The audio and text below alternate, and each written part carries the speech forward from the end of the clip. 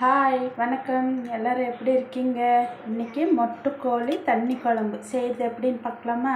அதுக்கு முதல்ல கடாயில் காஞ்ச மிளகாய் நம்மளுக்கு காரத்துக்கு எவ்வளோ வேணுமா அவ்வளோ போட்டு கொஞ்சம் எண்ணெய் ஊற்றி நல்லா ட்ரையாக ரோஸ்ட் பண்ணிவிட்டு அதுலேயே நம்மளுக்கு ஒரு மூடி தேங்காயை கட் பண்ணி அதுலேயும் போட்டு வதக்கி ஆறக்கு விடணும். அப்புறம் அதே கடாயில் சின்னதாக கட் பண்ண வெங்காயம், பூண்டு, கொஞ்சம் எண்ணெய் ஊற்றி வதக்கிட்டு ஒரு தக்காளி போட்டு நல்லா வதக்கணும். பிறகு கொஞ்சம் தனியாத்தூள், பட்டை, கிராம்பு, சோம்பு எல்லாம் போட்டு கொஞ்சம் இஞ்சி எல்லாத்தையும் போட்டு நல்லா வதக்கிட்டு கொஞ்சம் கொத்தமல்லி தழை போட்டு நல்லா அதையுமே நல்லா ட்ரை ரோஸ்ட் பண்ணிவிட்டு கொஞ்சம் கசகசா தண்ணியில் ஊற வச்சு அதை போட்டு ஆறுன பிறகு அரைச்சி வச்சுக்கணும்.